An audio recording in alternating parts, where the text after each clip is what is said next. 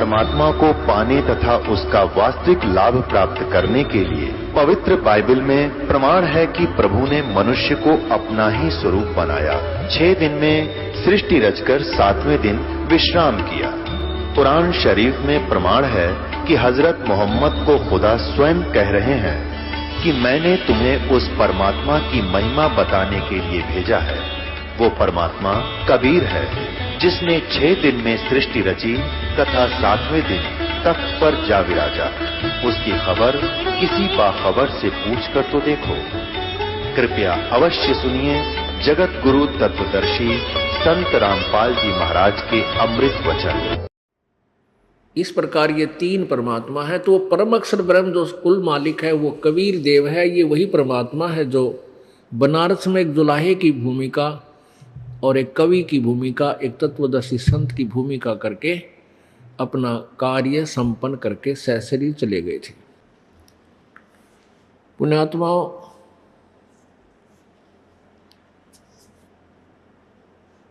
ऋग्वेद मंडल number 9 और सूक्त number 82 और 86 में, वैसे तो वेदों के अंदर पूर्ण रूप से पूरी महिमा कबीर परमेश्वर यानी परम अक्षर ब्रह्म उस पूर्ण परमात्मा की ही वर्णित है। लेकिन हम परमात्मा की परिभाषा से अपरिचित रहे, क्योंकि जिनको हम वेदों के ज्ञाता मानते थे, विद्वान मानते थे, वो वेदों के ज्ञान से अपरिचित थे। केवल एक संस्कृत भाषा जरूर अवश्य जानते थे। अब उस पर उन्होंने परमात्मा की परिभाषा को विपरीत कर रखा है कि भगवान निराकार है, केवल वो सर्वव्यापक है, कहीं एक स्थान पर नहीं रहता।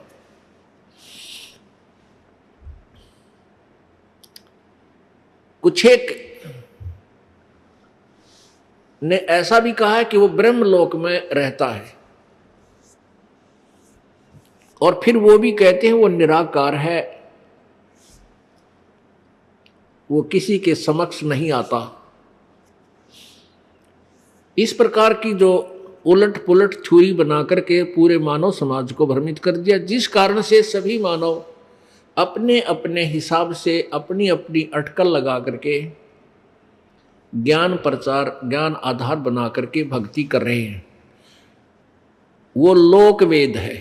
लोकवेद उसे कहते हैं, लोकवेद उसे कहते हैं जो अक्षेत्रीय ज्ञान हो और स्वयं विचार विमर्श से जो सेट किया गया हो,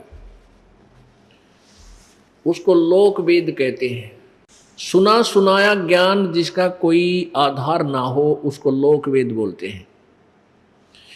कबीर परमेश्वर जी स्वयं ही अपनी महिमा आप ही व्याख्यान करते हुए बोलते हैं हमें समझाने के लिए। कबीर पीछे लग गया जाऊं था मैं लोकवेद के साथ, रास्ते में सतगुरु मिले दीपक दे दिया हाथ। अब लोकवेद के साथ कैसे लगे जा रहे थे? जैसे ये दास पहले पवित्र हिंदू धर्म जन्म होने के कारण पहले हनुमान जी का पुजारी था, श्री कृष्ण और भगवान शिव के पुजारी था। अपना एक और देवता होता सबका पर्सनल, बाबा श्याम जी का पुजारी था। फिर जो भी कोई देवता के विषय में और भी कोई महिमा सुनी तो उसके भी पुजारी थे। हम श्री कृष्ण और श्री रामचंद्र जी को सुप्रीम पावर मानकर आश्रित थे। ब्रह्मा विष्णु महेश जी को हम सुप्रीम पावर मानते थे। इनको अजरो अमर सुना करते थे। इनके कोई माता पिता नहीं है, ये हम इस ज्ञान से हम परिचित थे। ये लोकवेद था, ये दंत कथा थी, यानी एक दूसरे से सुनी सुनाए। ये यथार्थ ज्ञान नहीं था, ये तत्व ज्ञान नहीं था। गीता जी अध्याय नंबर 4 के श्लोक नंबर 32 में बताया है कि जो अभी श्लोक 25 से लेकर 31 तक मैंने आपको वर्णन किया है अर्जुन, कि कोई ऐसी साधना करता है, कोई देवता पूजता है, कोई केवल व्रत रखता है, कोई प्राणायाम आदि करके, कोई योगा पर तक सीमित है। इस प्रकार के ज्ञान परमात्मा सच्चिदानंद घन की वाणी में ब्रह्मणे मुखे विस्तार से कहे गए हैं। वो विशेष ज्ञान है, वो वास्तविक ज्ञान है, वो तत्व ज्ञान है। और चौथे अध्याय के 34वें श्लोक में कहा है कि उस तत्व ज्ञान को तू तत्वदर्शी संतों के पास जाकर समझ।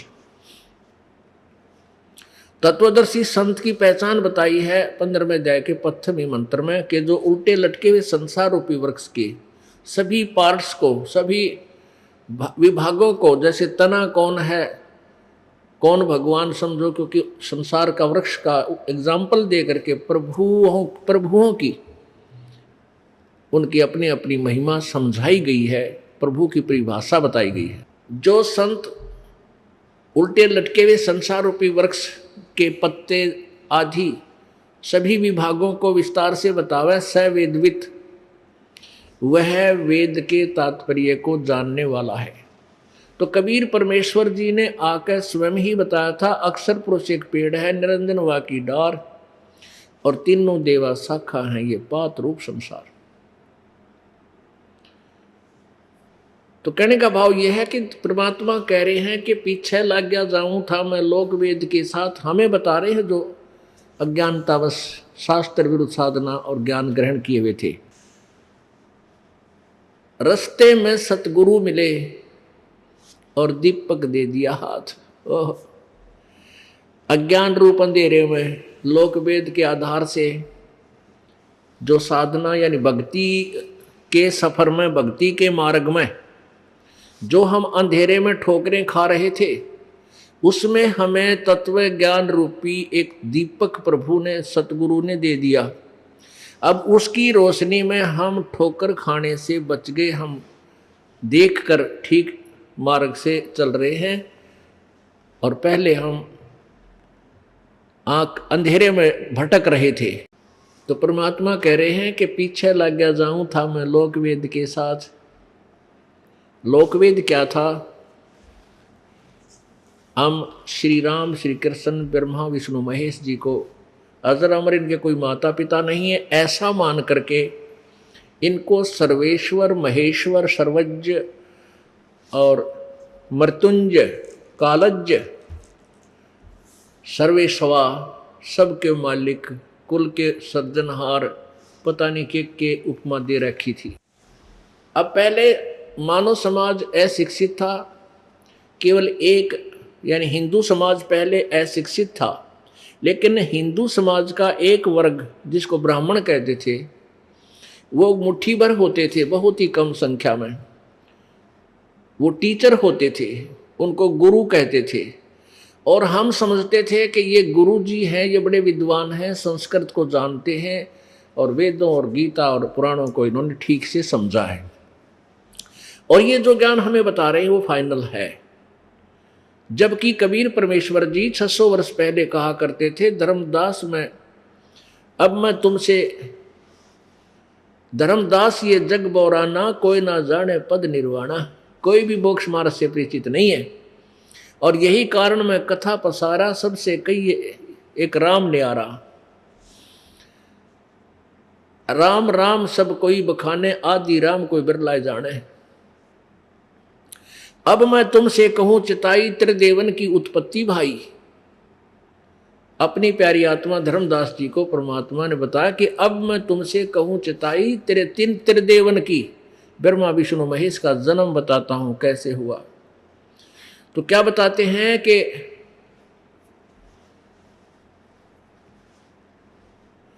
इनके माता पिता जो है, पिता इनका ज्योति निरंजन है और दुर्गा इनकी माता है। 3 पुत्र अष्टंगी जाए और ब्रह्मा विष्णु शिव नाम धराए। ओए होए, 600 वर्ष पहले प्रभु जी ने, परमेश्वर ने एक तत्वदर्शी संत की भूमिका करते हुए ये यथार्थ ज्ञान हमें बताया था अपनी कबीर वाणी में, सच्चिदानंद घन की वाणी में, 5वें वेद में, सूक्ष्म वेद में।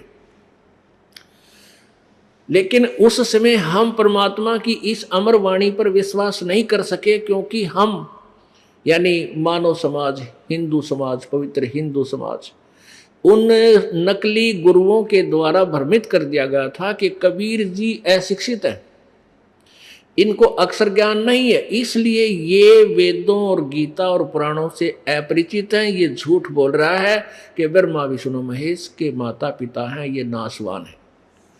तो मानव समाज ने ये बात विशेषकर ग्रहण कर ली, सत्य मान ली कि हमारे गुरुजी शिक्षित हैं, अक्षर ज्ञान युक्त है, संस्कृत भाषा के बड़े विद्वान हैं, और सभी सदग्रंथ पुराण वेद और गीता जी सभी संस्कृत भाषा में लिखे हैं। तो कबीर जी झूठ बोल रहे हैं। उस परमेश्वर की वाणी अमर है और सत्य है, क्योंकि वो सत्य पुरुष हैं, वो सच्चे भगवान हैं, उनका एक एक शब्द सच्चा है। उसमें हम ये लाल के पहचानने योग्य नहीं थे, अब हम लाल पहचानने योग्य हो गए, हम सभी शिक्षित हो गए और सदग्रंथ अब कृपा करवाई परमात्मा ने, उन्हीं संस्कृत के विद्वानों द्वारा हिंदी में अनुवाद करवा दिया।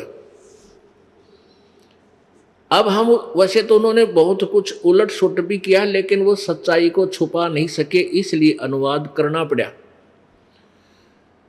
कबीर परमेश्वर जी कहते हैं कि चोर चुराई तुंबड़ी वो गड्ढे पानी में, वह गड्ढे वह ऊपर आवे न सच्चाई छानी ना। एक तुम्बा होता है, एक फल सीताफल के जैसा, पेठे जैसा, उसने तुम्बा बोलते हैं।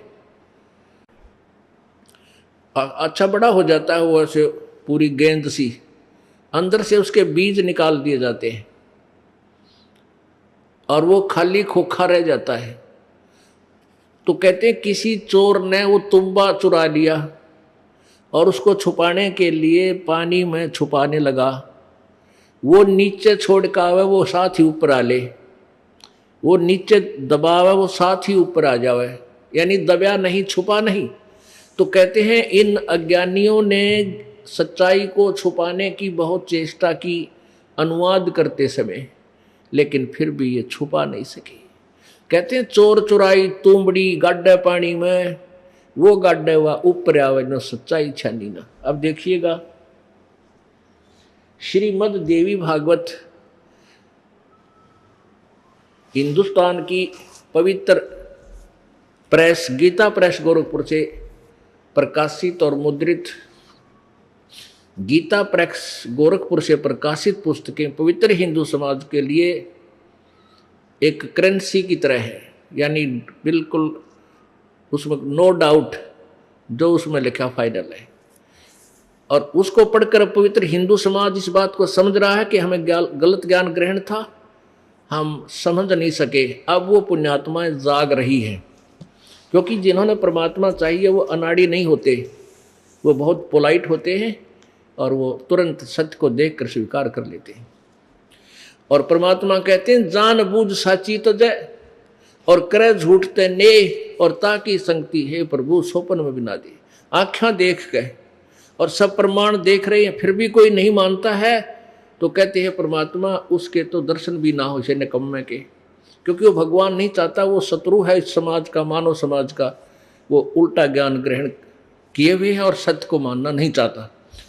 तो जो परमात्मा की महिमा को आंखों देखकर मान लेते हैं वो पुण्यात्मा होते हैं और मानना चाहिए।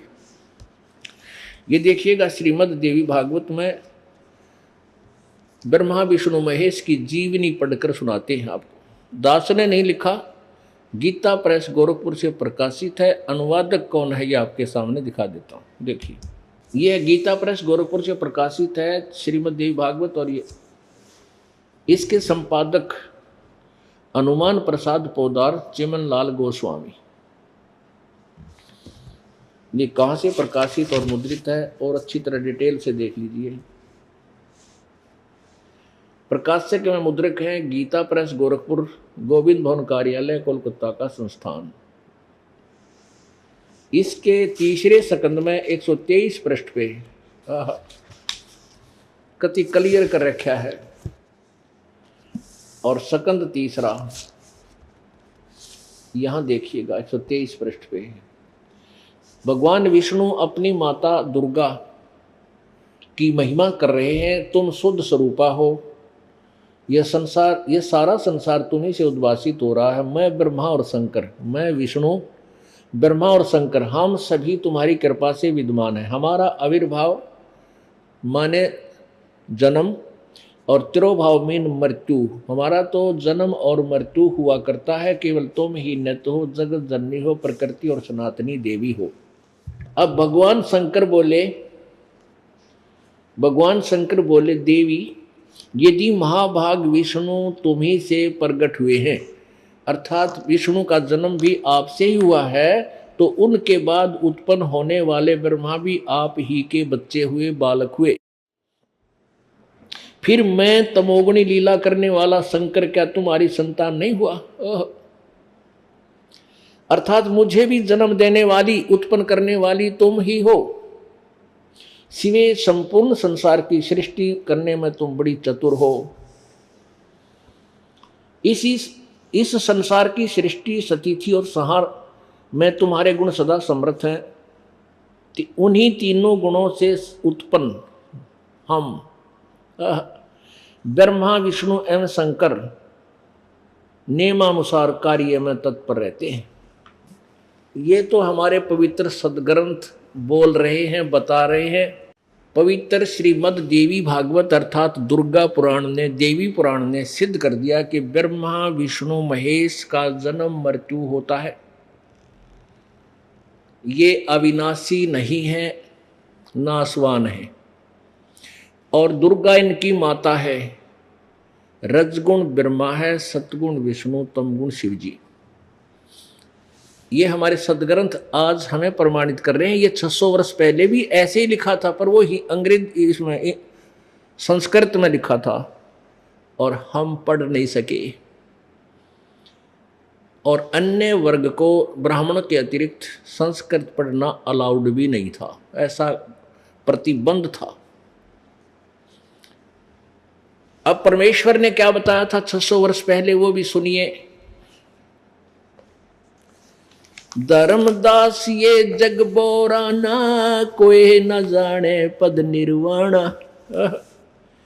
परमात्मा कह रहे हैं अपनी प्यारी आत्मा,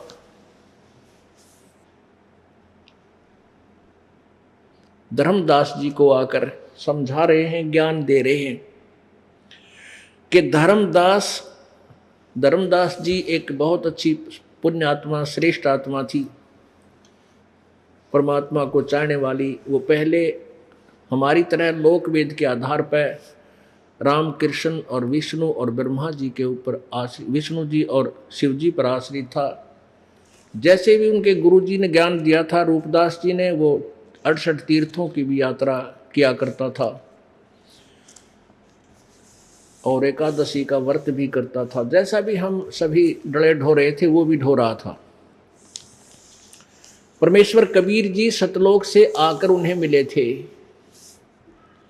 पुण्यात्माओं, हमने परमात्मा को पहचानना है और ये सत्संग एक टीचिंग प्लेस है, एक शिक्षा स्थल है और आप विद्यार्थी हैं और ये दास इसका लेक्चरर बना दिया भगवान ने, टीचर बना दिया। स्पिरिचुअल टीचर बोलते हैं, स्पिरिचुअल टीचर, स्पिरिचुअल लीडर, इस धार्मिक शिक्षक बना दिया और आप शिक्षित हैं, बालक नहीं है। आज मानव का दिमाग इतना विकसित है, इतने बड़े बड़े इंस्ट्रूमेंट, इतने सुंदर आइटम बना दिए, सोच भी नहीं सकता कि मानव बना सकता है। तो अब इसी इंटेलिजेंट मानव को, इसी बुद्धिमान मानव को परमात्मा की तरफ डाइवर्ट करना है, बस इतनी सी बात है। और फिर ये अच्छी तरह इस परमात्मा को समझ लेगा, फिर इस तरफ भी इतनी ही गहनता से ये साधनाएं करेगा, तो इसमें साइंस से भी ज़्यादा अधिक उपलब्धियां इसको प्राप्त होंगी। क्योंकि अध्यात्म जो साइंस है वो इस मटेरियल साइंस से अरबों खरबों गुना उत्तम, श्रेष्ठ और ताकतवर है।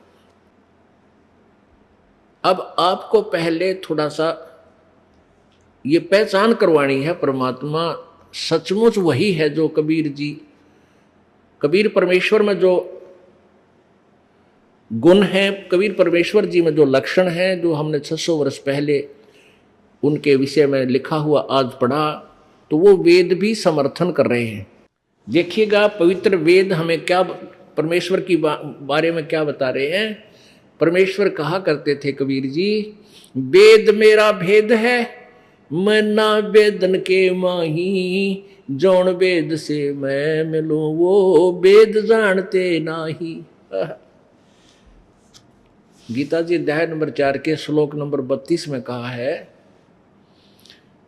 कि जो 25 से लेकर 31 तक जो ज्ञान मैंने बताया है अर्जुन, कोई ऐसी अनुष्ठान करता है, कोई ऐसे अनुष्ठान करता है, कोई ऐसी साधनाएं करता है, इस प्रकार की बहुत विस्तार से साधना है ब्रह्मणे मुखे।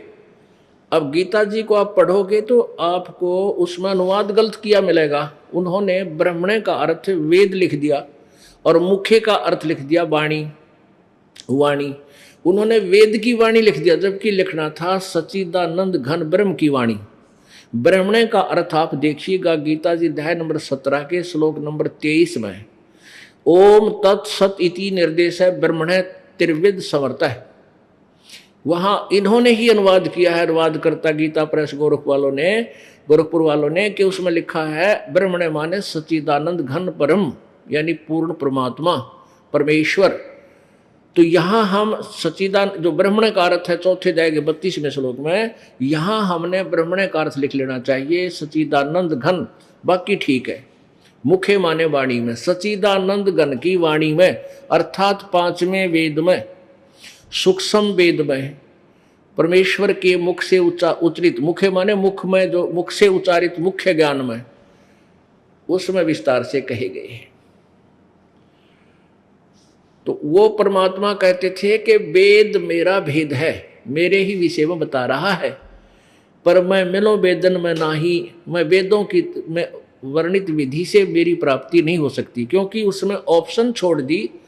यजुर्वेद अध्याय नंबर 40 के श्लोक नंबर 10 से 13 में स्पष्ट किया है कि कोई तो परमात्मा को उत्पन्न होने वाला, जन्म लेने वाला मानता है, कोई जन्म ना लेने वाला, कोई साकार, कोई निराकार।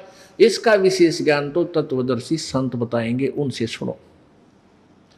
वही पवित्र गीता जी अध्याय नंबर 4 के श्लोक नंबर 34 में कहा कि उस ज्ञान को जो 4 अध्याय के 32वें श्लोक में जिस सच्चिदानंद घन की वाणी के विषय में लिखा है, उस तत्व ज्ञान को, उस 5वें वेद को तू तत्वदर्शी संतों के पास जाकर समझ।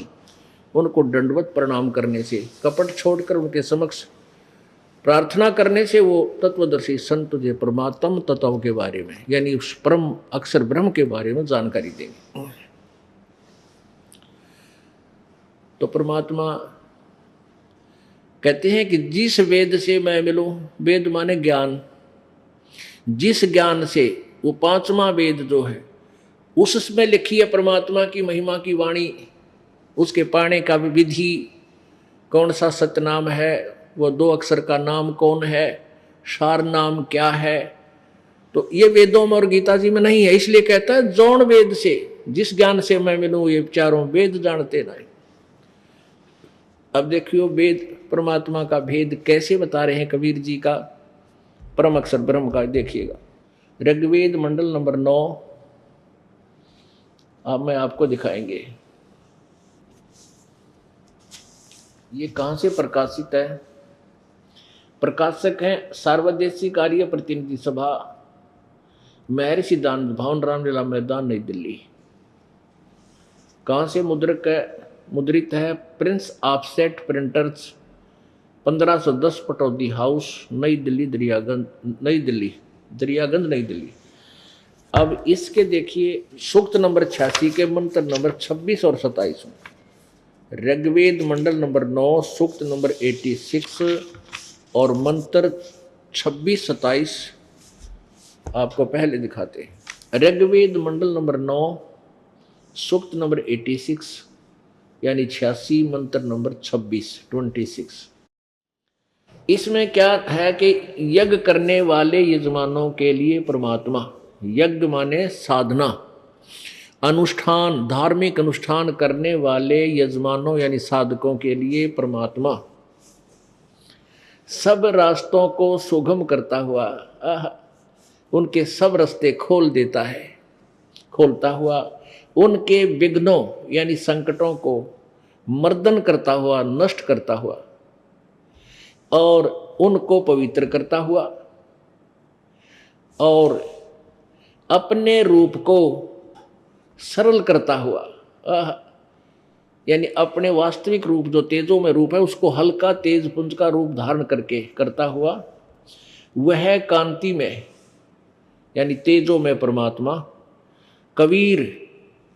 अब यहां देखें इसको, कबीर अचो, इन्होंने इसको लिख दिया ऐसे कवि ही, हम इसको कबीर भी बोल देते हैं, हम इसको कबीर देव भी कह सकते हैं, कबीर भगवान।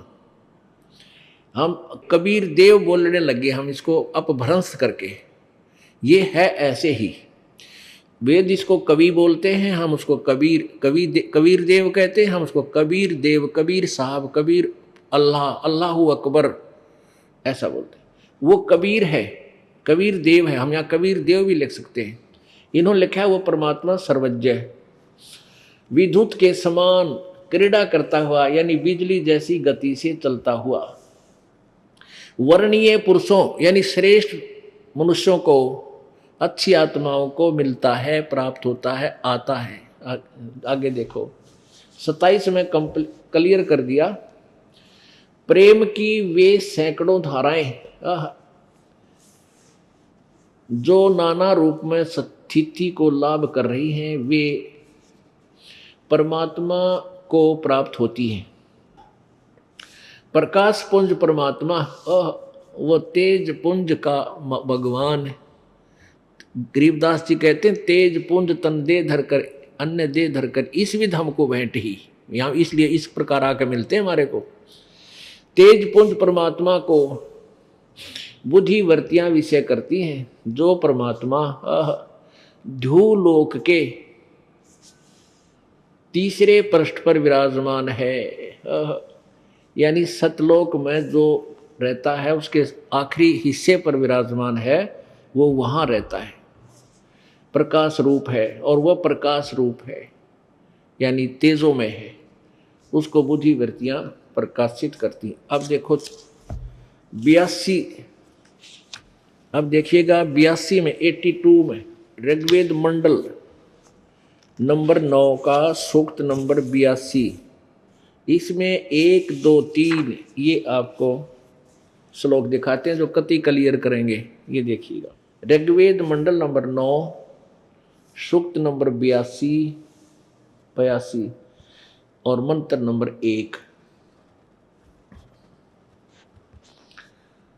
जो सर्वो उत्पादक प्रभु यानी सबका उत्पन्न करने वाला, प्रकाश रूप, सद्गुणों की वृष्टि करने वाला, पापों को हरण करने वाला यानी पाप नाशक, वह राजेव राजा के समान, राजा की तरह यानी एक वृंद का मुखिया, लाखों करोड़ों शिष्यों का एक मुखिया गुरु रूप में राजा के समान दर्शनीय है, के समान दर्शनीय है यानी देखने योग्य है, साकार है, वेद बता रहे। और वह क्या करता, वह है पृथ्वी आदि लोक लोकांतरों के चारों ओर शब्दमान हो रहा है। अब आगे देखिए क्या होगा, वह है वर्णीय पुरुषों को, वर्णीय माने श्रेष्ठ पुरुषों को, भक्तों, वर्णीय माने अच्छे पुरुषों को, जो दृढ़ भक्त हैं उनको पवित्र करता हुआ प्राप्त होता है, उनको आकर मिलता है। अच्छे भगत हैं जो पक्के, जिस प्रकार विद्युत स्नेह वाले स्थानों को आधार बनाकर प्राप्त हो, जैसे विद्युत माने बिजली की तरह, बिजली की जैसी गति से कहते हैं परमात्मा कहते हैं पहुंचूंगा क्षण एक में, इतनी देर में सतलोक से चलकर अपने भगत के पास आ जाता हूं, पहुंचूंगा क्षण एक में, जन अपने के हेत हिरणाकुश उदर उदारिया और रावण मारा खेत। कहते ये सब खेल हमारे किए हुए थे, तुम अनजान पड़े में किसी और प्रभुओं पर महिमा लादे हुए थे। अब यही वेद बताते हैं कि वो अपने श्रेष्ठ भक्तों को आकर मिलता है और बिजली जैसी गति से। नानक साहब कहते हैं नीच जात परदेसी मेरा छिन आवे छिन जावे बे, वो नीच जात दानक रूप रहा करतार। कहते नीच जात परदेसी मेरा, छिन आवे छिन जावे, एक सेकंड में यहाँ, एक सेकंड में, सेकंड के भी कोई हिस्सों में फ्रिक्शन ऑफ सेकंड में वह पहुंच जाता है। अब यही वेद बता रहे हैं, यही आंखों देखा वो संत बता रहे हैं, जो परमात्मा के गवाह हैं, साक्षात्कार किए हुए हैं, साक्षी हैं। अब 2 में देखो, ऋग्वेद मंडल नंबर 1 आप 9 का 82 सूक्त आपने मंत्र 1 पढ़ा। अब 2 में देखो, हे परमात्मन, उपदेश करने की इच्छा से आप सच्चा ज्ञान देने की इच्छा से, तत्व ज्ञान प्रचार करने की इच्छा से आप महापुरुषों को प्राप्त होते हो, आके अच्छी आत्माओं को मिलते हो, और आप अत्यंत गतिशील पदार्थ के समान, यानी बिजली की तरह समान हमारे आध्यात्मिक यज्ञ को प्राप्त होते हो। जहाँ भी धार्मिक अनुष्ठान होता है वहाँ आप तुरंत पहुँच जाते हो। आप सर्वज्ञ हैं, आप कबीर हैं, हम इसको कहते हैं आप कबीर देव हैं। यहाँ पर लिखा है ये कबीर वेधस्य। अब यहाँ इन्होंने लिख दिया वो आप सर्वज्ञ हैं, हम इसको लिख दें आप कबीर देव हैं, शुद्ध स्वरूप हैं। हमारे पापों को दूर करके हे सोम आप हमको सुख दें, और प्रेम भाव से उत्पन्न करते पवित्रता को उत्पन्न करें। आगे देखो, अब ऋग्वेद मंडल नंबर 9 सूक्त 82 यानी 82 के 3रे मंत्र में, पवित्र यज्ञों में रक्षा से आप प्राप्त होते हैं, और पृथ्वी आदि लोकांतरों में गति करते हुए, यानी वहां से कहते हैं गोता मारू स्वर्ग में, अर्जा पैठू पाताल, गरीबदास ढूंढता फिरूं। कबीर जी कहते हैं अपने हीरे माने लाल। सर्वव्यापक आप है, ये आप है शब्द है, आप है, आप यानी सर्वव्यापक इन्होंने अपनी तरफ से लिख दिया, जैसा भी फिर भी स्वयं गतिशील होकर वहां से चलकर विराजमान होते हैं। इससे क्या सिद्ध हो गया कि वो परमात्मा राजा की तरह दर्शनीय है, साकार है। तीसरे ऊपर सतलोक में 3रे हिस्से में यानी टॉप मोस्ट प्लेस्ड पर रहता है, क्योंकि सतलोक के भी 3 विभाग हैं वहां पर।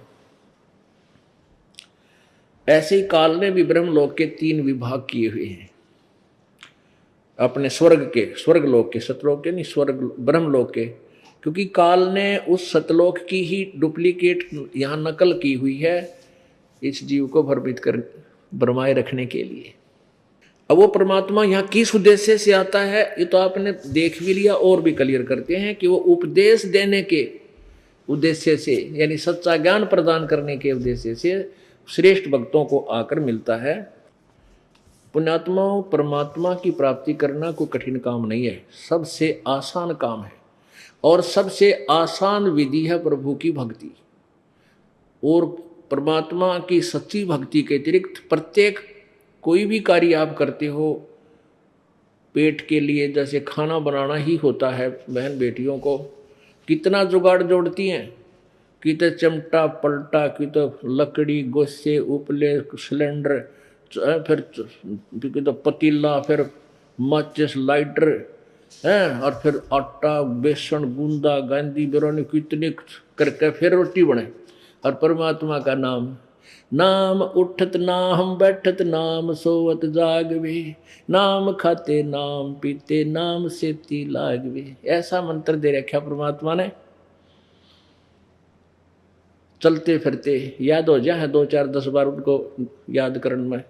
और फिर सांस का सिमरण है, श्वास तो आवे ही आवेगा, थोड़ा सा ध्यान और ला ले, सांस आ रहा है जा रहा है, इस पर वो मंत्र और ला ले, इसके साथ जोड़ दे। चलते फिरते बस में, सफ़र में, कहीं भी आप जब भी टाइम लगे, जब वह भक्ति कर, उसमें ना कुछ इकट्ठा करना, ना किता अग्नि जलानी, ना आटा गूंदना, ना कोई चमटा पलटा कड़छी इकट्ठी करनी, कितना आसान।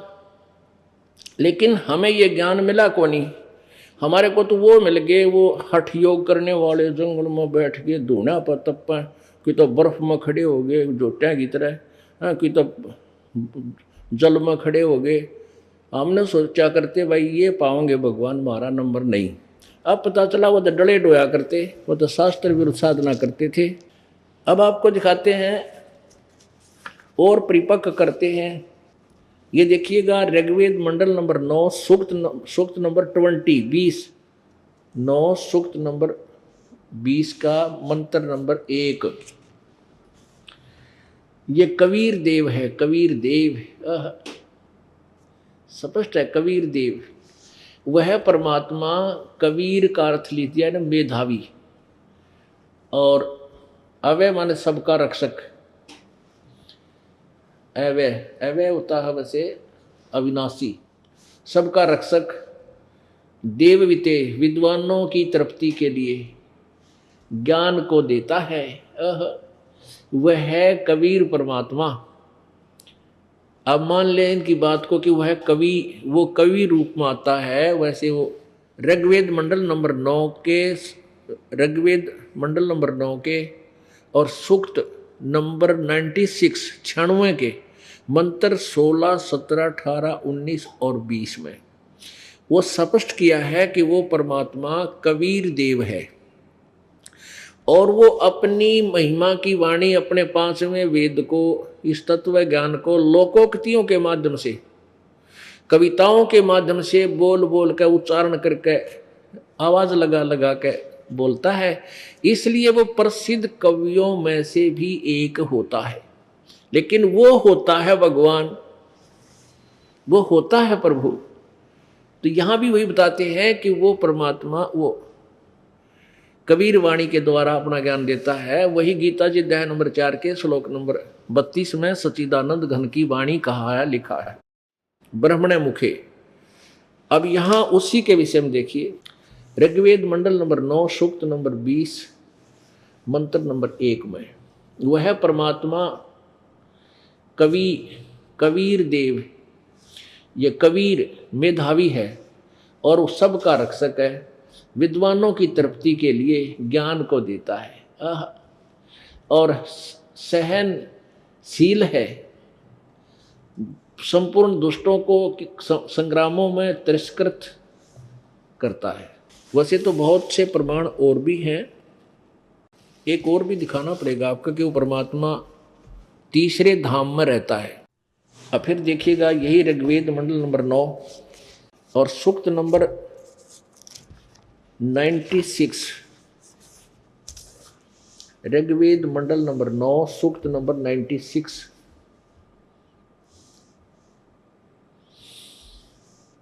के मंत्र नंबर 16, 17 और 18, 19, 20 में प्रगति क्लियर किया हुआ है कि वो कबीर भगवान है।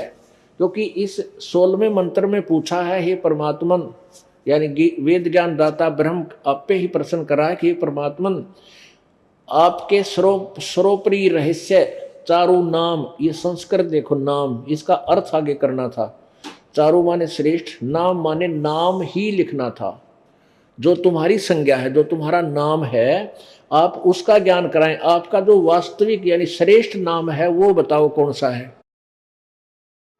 उसके बारे में क्या बताया है, यहां लिखा है कि वो परमात्मा जो शिशु रूप धारण करके, शिशुम जगानम हरियतम मर्जंती सुबंती वहीने मरुतो गणेन कबीर गिरभी कावेना कबीर संसोम पवित्र अतेति रेभन, रेभन माने ऊंची आवाज में बोलना, और कबीर गिरभी माने कबीर वाणी।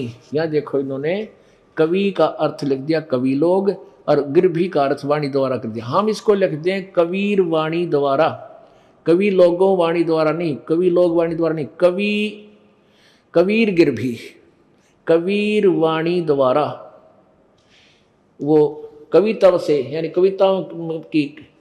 कविताओं से माने कविताओं के द्वारा उसकी स्तुति करते हैं।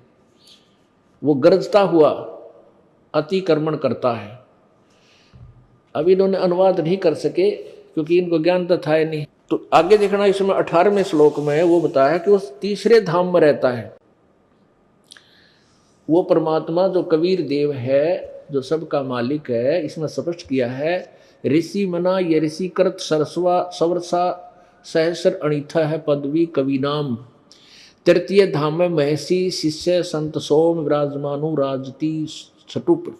अब सटुप माने होता है गुम्बज। यहां देखिएगा,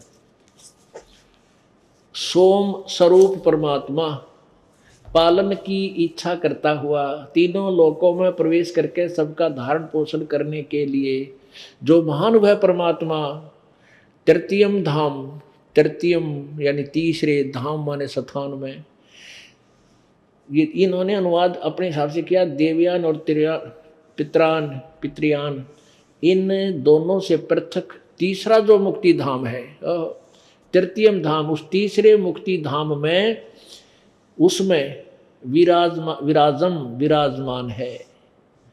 इन्होंने ज्ञान योगी और घुसोड़ दिया अपनी तरफ से, जबकि ये इसमें ज्ञान योगी मूल संस्कृत में कितना नहीं है। भगवान की महिमा गा रही है, योगी का क्या मतलब बीच में घुसोड़न का। तो ये कहते हैं वो विराजमान, वो परमात्मा वहाँ विराजमान है। इसका अनुवाद तो आप देखोगे दास के द्वारा किया हुआ, वो आपको मिलेगा।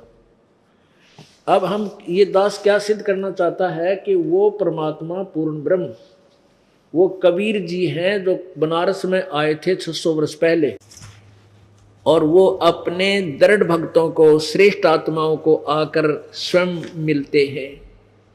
उनमें से एक आदरणीय धर्मदास साहिब जी भी हैं, जो बांधवगढ़ के अंदर पवित्र हिंदू धर्म में जन्म होने के कारण इसी लोक वेद के आधार से पूरी दृढ़ता के साथ ब्रह्मा विष्णु महेश को अजरो अमर मान के, सर्वेश्वर मान के, महेश्वर मान के इन्हीं की पूजा किया करता था। ब्रह्मा की नहीं करते थे हम, विष्णु और शिव की पूजा करते थे। उन्हीं के अवतार श्री राम और श्री कृष्ण जी को ही मानकर उन्हीं की लीलाओं का गुणगान करते और सुनते थे।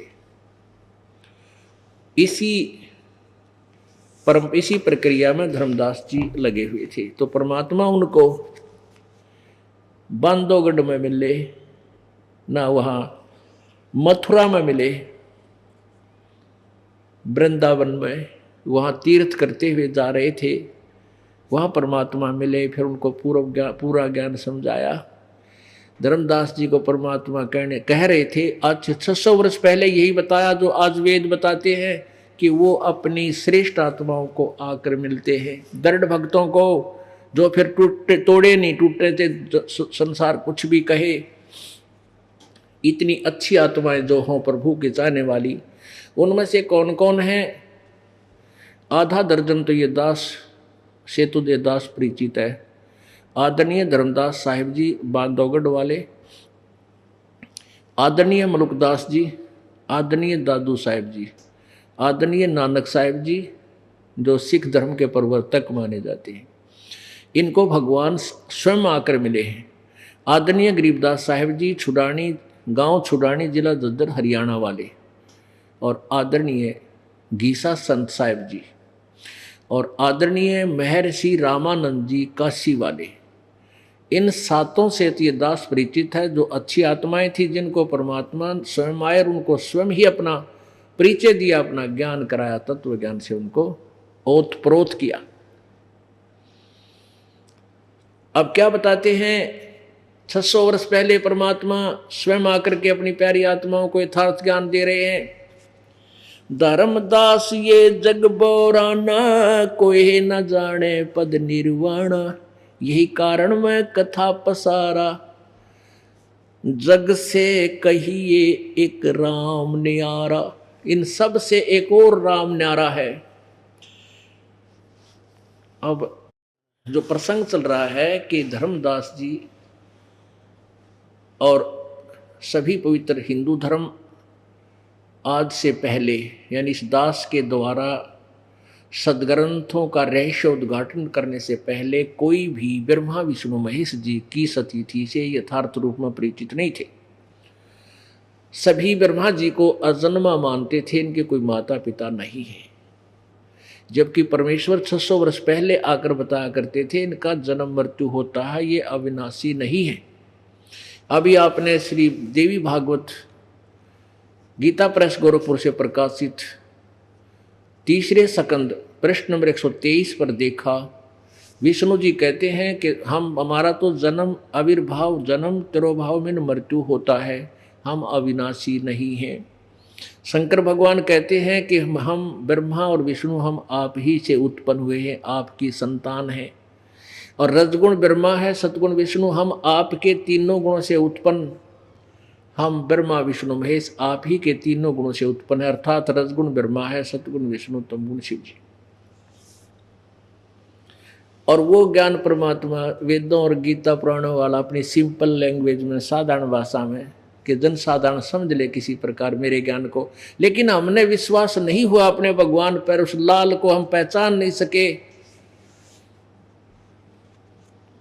क्योंकि हम लाल पहचानने योग्य नहीं थे। अपने आत्मा एक कथा सुनाऊंगा, सुनाता हूँ, बाद में परमात्मा की अमर वाणी आपको सुनाता हूँ। एक समय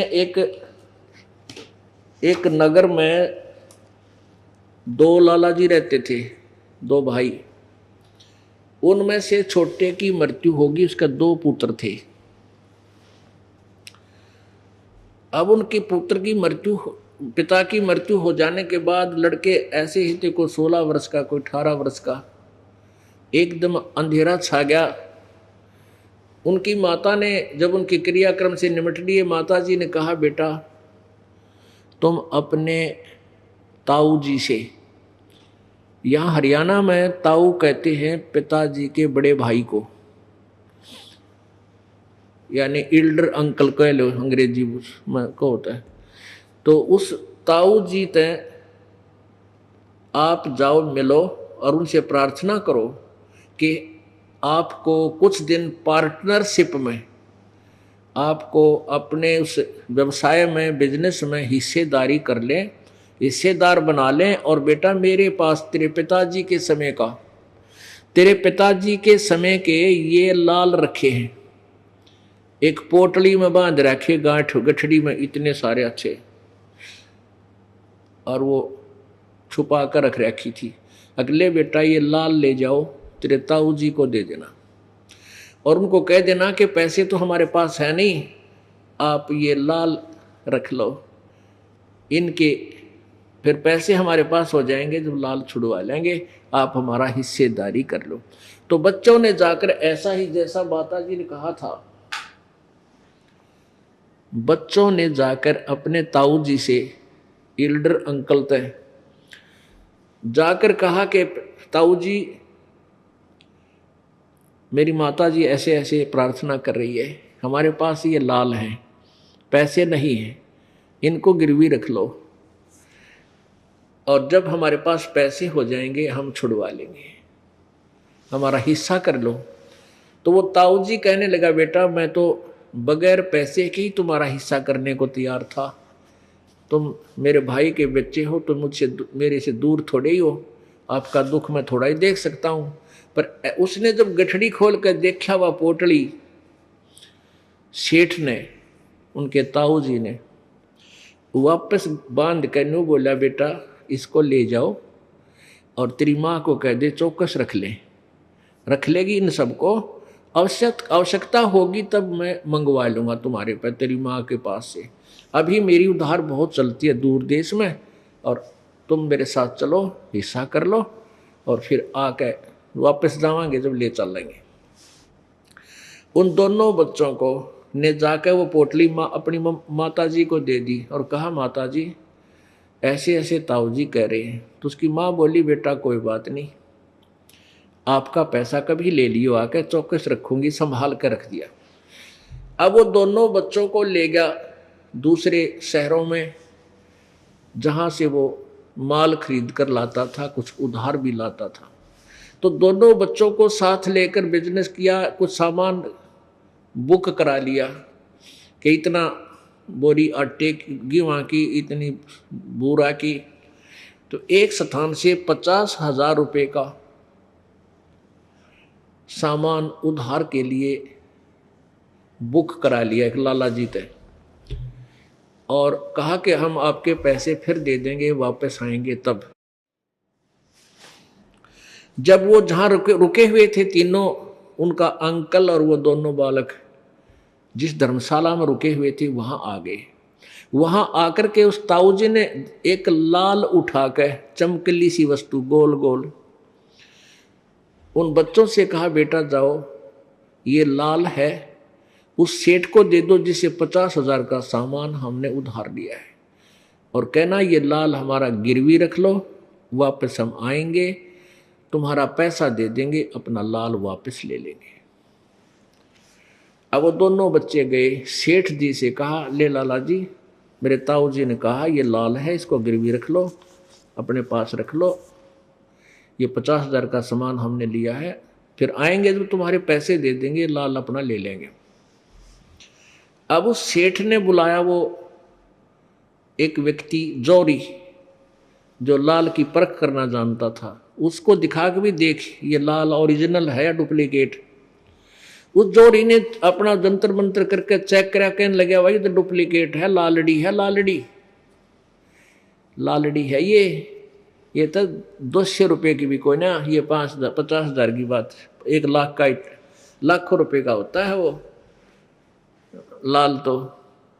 अब उस सेठ ने जिसे पैसा लिया था वो गली में मारा फेंक के, और 36 सुनाई बली बुरी कि तेरे ताऊ जी भाई ऐसे इतना दिखा करते, ये ठग हो गए, ठगे हैं, मैं के नट्टू था, फिर आके दे दो, इधर ठगन लग गए हैं, लाल की जगह लालड़ी बतावे।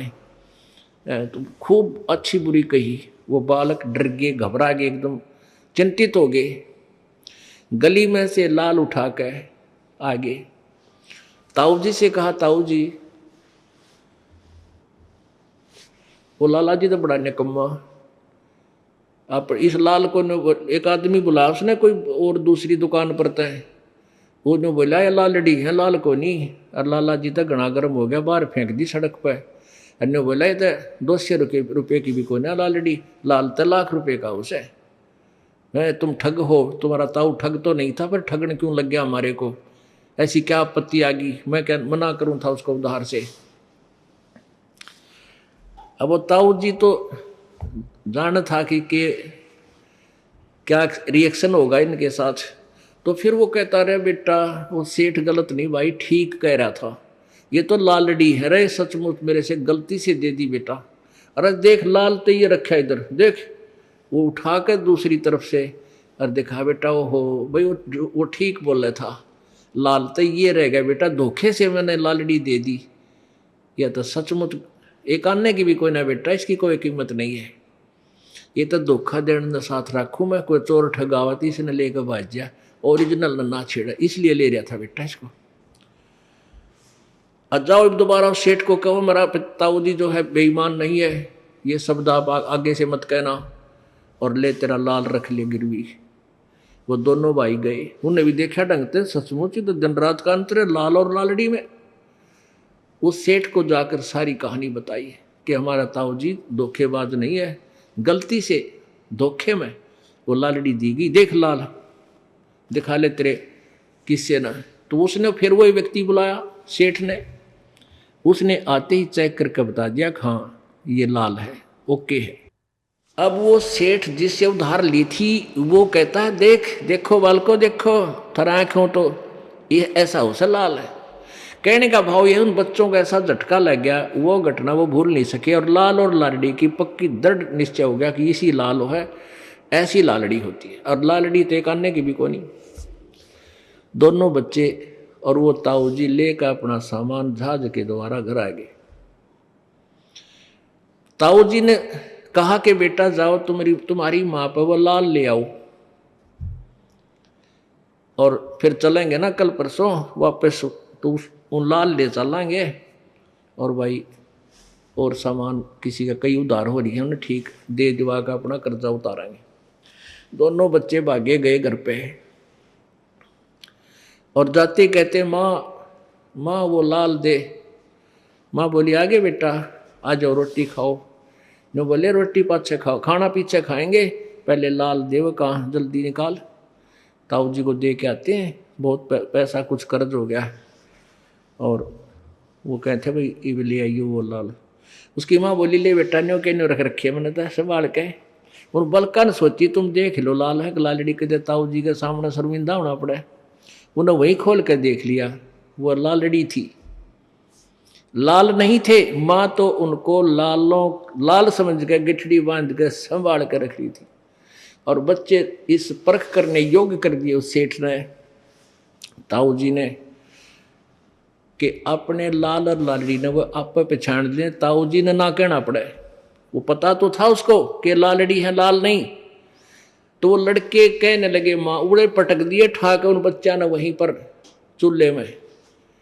कहने लगे, माँ आप तो कति भोली हो, आपने कुछ किसी बात का ज्ञान नहीं। ये लाल को नहीं लालड़ी है, लाल तो 1 लाख रुपए का उस है, 9 लाख रुपए का, और ये तो 1 आने की भी कोई ना, 200 रुपये की भी कोई नहीं। तो मामा बोली, बेटा मैंने तो पता नहीं, मैंने तो सोचा लाल है, तेरे पिताजी के समय के रखे हुए थे। अब वो दोनों बच्चे फिर ताऊ जी के पास गए। उनका चेहरा उतरा हुआ था, ताऊ जी तो जान गया कहाँ बच्चे आप पर करकाए हुए। कहने लगे, ताऊ जी मेरी बाह नवा बिल्कुल सादी बोली है, उसको पता को नहीं, वो लाल को नहीं थे ताऊ जी, लालड़ी थी, लालड़ी। तो ताऊ जी बोला, बेटा जिस दिन तुम लेकर आए ना, ये उस दिन भी लालड़ी थी। यदि मैं कह देता ना ये लाल को ना लालड़ी है, तेरी माँ सत्तर उलाने दे हो नो, कहे मेरा पति मर गया, हमारे लाला ने भी लालड़ी बतावा दियो है, चोर है। और बेटा मैंने आप ना कह करके आपको इतना शाना कर दिया, लाल और लालड़ी की परख करने योग्य कर दिया, आपने पटक दिए ठाक हुए। तो ये दास चाहता है कि इस पवित्र मानव समाज को लाल और लालड़ी यानी ओरिजिनल ज्ञान और डुप्लीकेट ज्ञान की पहचान करने योग्य बना दूं, ताकि आप अपने अपने मजहब के जो दंत कथाओं में बड़े हुए जो ज्ञान है उनको आप पर पटक दो ठाक है। इस दास ने घना ना कहना पड़े। तो ये प्रत्यक्ष दिखा दिखा के लाल और लालड़ी आमने सामने रख के आपको जोर ही बना रहा हूं। अब परमात्मा ने 600 वर्ष पहले वो लाल वो रखे थे, जिनको इन अज्ञानियों ने लालड़ी बता रखा था। और जो लाल हमारे सदग्रंथों में छुपे थे, वही लाल सदग्रंथों में, गीता पुराण और वेदों में, वही परमेश्वर की वाणी में। वो वेदों और गीता को तो सही मानते थे कि ये सत्य है, लेकिन वो जानते नहीं थे इसमें सत्य क्या है, असत्य का प्रचार करते थे। वो लाल की आड़ में लालड़ी बेचा करते थे, लालड़ी देते थे। दुनिया को निर्धन बना दिया, भक्तिहीन कर दिया। शास्त्रीय विधि को त्याग कर मनमाना जो आचरण करते हैं, उनको ना तो कोई सुख होता, ना उनकी गति होती, और न ही उनका कोई कार्य सिद्ध होता, कोई सिद्धि प्राप्त भी नहीं होती। प्रमाण है गीता के अध्याय नंबर 16 के श्लोक नंबर 23 में। अब वो परमात्मा क्या बताते थे, धर्मदास ये जग बोराना, कोई न जाने पद निर्वाणा। के धर्मदास ये पूरा विश्व विचलित है, कोई भी पूर्ण मोक्ष मार्ग, निर्वाण मार्ग से को नहीं जानता, कोई भी नहीं जानता। वो तेरा गजब हो, ये कोई भी नहीं जानता, या और बात बिगड़ जाती है। परमात्मा तो यहां तक कहते हैं, तेरे ब्रह्मा विष्णु इसी बोल में मेरे साथ 2 भाई, मैंने सब जग भूलिया पाया, किसी को भी यथार्थ ज्ञान नहीं था। इसी बोल में ब्रह्मा भूलिया जिसने 4 वेद सरसाया, और वेद पढ़ के पंडित भूलिया, वो मर्म भेद नहीं पाया। इसी भूल में विष्णु भूलिया जिन्हें वैष्णव धर्म चलाया, और तीर्थ व्रत का बांध महात्म बहुविध जीव भरमाया। इसी भूल में शंकर भूलिया जिन भिक्षुक पंथ चलाया, और सिर पर जटा हाथ में खप्पर घर घर अलख जगाया।